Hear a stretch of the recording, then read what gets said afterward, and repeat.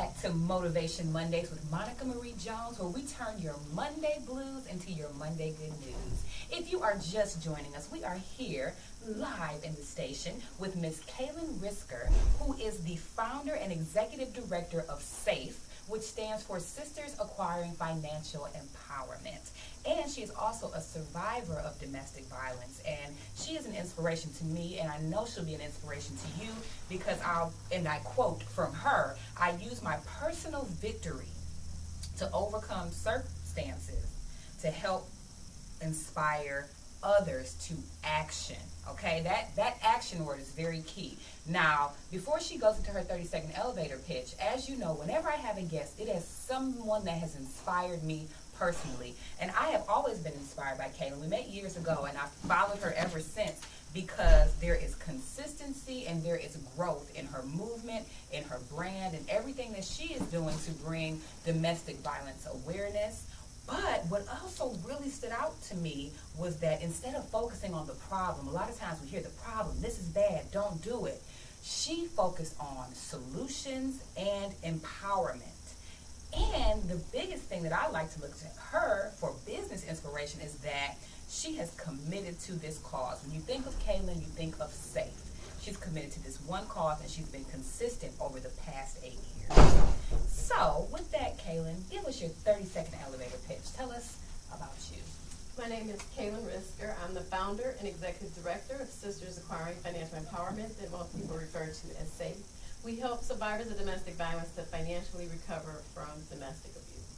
Yes. Now notice she encompassed everything about her business and left you wanting more, wanting to ask more, wanting to know more. You have the name of her organization. You can Google her and find all of the information. So I encourage everyone, whether you are a business, a celebrity, to have that 30-second elevator pitch ready. Okay? So let's jump right into this interview. We're going to start with talking about the theme that I introduced earlier today, which is there is a need behind every behavior. So there's a training that I do for people that work with youth. Okay. And that's one of the main points of one of our trainings, because we often think, oh, kids are just being bad to make our lives miserable, or people are just doing this to me because they want to irritate me. But what we don't realize is a lot of times there is a need behind the behaviors that we see. So if I'm falling asleep in class, it's not because you're boring per se. It may be because I didn't get any sleep last night, because there was a live party going on in my house all night with my parents and I didn't get to sleep as a young person, right? So when I think of your organization, I love the way you focus on people may stay because they need that financial stability. So a lot of times when we hear someone in a domestic situation and we have not experienced it, we say, oh, well, why didn't she just leave? Right. As if that's so easy. But maybe she didn't leave because of that financial piece. Correct. So speak to that a little bit for us. Okay, so I definitely want to talk about that and really talk about it in a way to frame this as it's a multi-layered problem.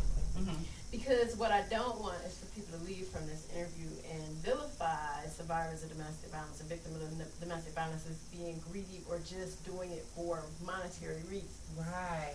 So people are just they're just starting to become familiar with the physical component of domestic violence, mm-hmm. emotional, mental. This work is all still fairly new. The Violence Against Women Act didn't go into effect until it's the 20th anniversary of this year. Wow. 1994, Congressman John Conyers and our Vice President Joe Biden brought this forward. So it's not even that long of work. Wow. So I didn't realize that. Yes. You know, you just think, well, this has been happening forever, so there has to have been something to address it forever, and that's not the case. Yes, correct. So what happened prior to that was there was, grassroots efforts that were being done. Women that observed a neighbor or a friend or a church member going through something, and okay, what are we going to do to help her? And then they might, on a smaller level, do that. But as far as a bigger galvanized effort, mm-hmm. that's only about 20 years old. Oh, wow. And maybe I'll say 10 years before that, because the 10 years it took people to lobby to get to that point. Mm-hmm. So it's still fairly new work in the realm of a social ill and helping it. Yeah. So in saying that, so people don't understand that, I mentioned 3 and then economic is 4, but there's like 4 other components that comprise kinds of domestic violence as well, including intimidation, threat, coercion, using male privilege, using the children. So you push all those little things together, and it makes a really bad mix for a person going through this situation. So you have someone who, in economic abuse, is restricted from working, or if they are working, they don't have their own check. They don't have access to their own check. It may be that the abuser comes and picks it up on Pay Friday, or is deposited into an account that they have access to. The victim's name may not be on the credit card, the car, the house, the checking account, credit cards, anything to get financial resources. So you have that type of situation, you know, where their efforts to find work or to start school are impeded. So you have this barrier going on in the house that the other components may still be there, the physical, the mental, the emotional, threats, etc. So these things are going on. Isolation. I'm going to keep you from your friends and family and from other people, human capital that may be able to give you resources or provide you safe shelter. Coupled with that, inside of the city of Detroit, there's only one domestic violence shelter. Emergency 24-hour shelter in the city of Detroit. Really? It's only 67 beds. That's for women and children, so that's not even 67 survivors. Right. So you look at this whole issue, you know, holistically, and then people still say, well, why didn't she leave? Well, where's she gonna go? I mean, really. And that's why awareness is so important, because even as I listen to you, you named 8 different components, right? And so would you say if somebody is just dealing with even one of those, would it still be classified as? Correct, domestic violence.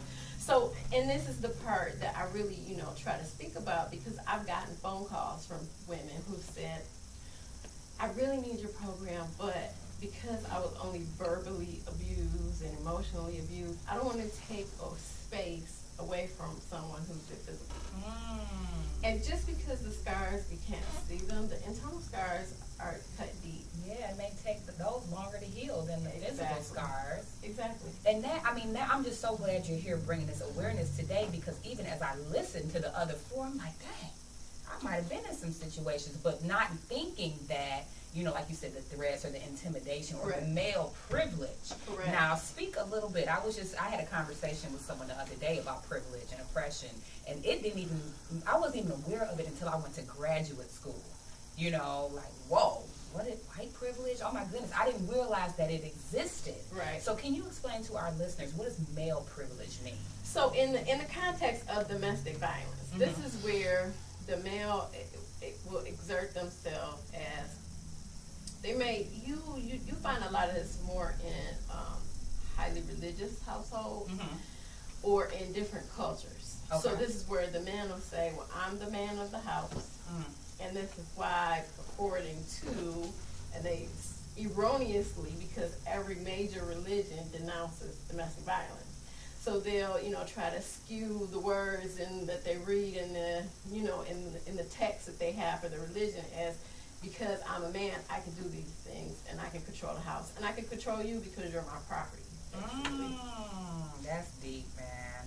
So, and that answered my next question. We often think that it's just physical, but I remember I was in a doctor's office waiting room, and they were doing a survey, and they're like, we'll pay you $20. And I'm like, oh yeah, $20. But as I'm answering the questions, I realized it was about, you know, domestic abuse, but it was not the typical things we see on TV or in movies. And as I answered the questions, I'm like, oh man, am I in a situation where I may need to, you know, dig a little deeper into what's going on? So that leads me to my next point, which is being involved in toxic situations. Now, sometimes we may be in a relationship and there may not be any overt abuse that we know of. It may not even directly relate to any of those 8 that you mentioned, but now that I think about it, maybe one of them. But our boo or our boyfriend is out here just running amok, doing his thing, and doing things that hurt us. But because we don't have the self-value or the self-worth, and because we may be financially dependent, we feel, okay, I can't leave, even though he's doing things that really hurt me, that upset me, that, you know, lower my self-esteem, or whatever the case may be. So how does that fall into the classification? So it depends. It's so and this is where, as women, it's always, when the physical presence, the physical abuse, because that's pretty cut and dry, isn't there, it becomes this gray area, like, well, I'm not sure, you know, is the difference between, is this just a bad relationship, or is this abuse? And so, in the example you gave, it's so many variations of the scenario with that, because, okay, so he's out in the streets cheating, not spending time with her, not, you know, building her up. It could also be, perhaps, in addition to the economic situation, and this is what happens when people call me. Okay.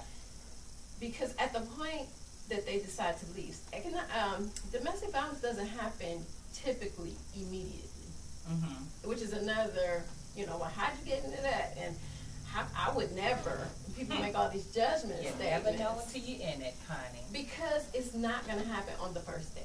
It's not like you're going to get into a physical altercation. I mean, 9 times out of 10, I'm sure somebody could call me with a different scenario. But 9 times out of 10, it doesn't happen right away, because abusers are manipulative. So to define what is domestic violence, it's not love, it's not lust, it's not somebody snapping. It's about power and control. One person's desire to obtain complete power and control over the victim, over another person. That is their intimate partner. And that speaks back to, there's a need behind every behavior. They have that need for power, that need for control, because of whatever might have happened to them or not. Correct. And then that creates the abusive behavior. And that need for power and control is just over their intimate partner. And that's why the same person can go to work. Everybody's like, oh, he's not like that, you know, he's the deacon of the church. Oh, my goodness, honey. You know, he's the vice president, he's such a great employee and friend, because they don't see that, because this is the person that I feel that I can control, and this is what I'm going to control. Yes. This is my intimate partner. So in that, back to that scenario, so this person is being controlled. They may be threatened, they may be scared for their lives, they may be scared for someone else's. You have the using the children. If you leave, you don't have anything. You don't have a house, you don't have a car, you don't have a job, you don't have any money. I have all of that. Who's the court going to grant custody to the kids? So it's a lot of layers to the situation that makes it hard for someone to leave. In addition to, you have this victim who's perhaps been emotionally and mentally abused. You're fat, stupid, lazy. You're never going to do nothing. Nobody likes you anyway. I barely tolerate you. And it goes on until the programming over time, you know, it sinks in. It starts to, you know, you start to repeat the same things in your own head. And so you really don't feel that you can do it without this person who's been manipulating you all this time. So it's just important to me to let people know that options are available. People do care about you. People want to see you in a better space, and we're here to help you.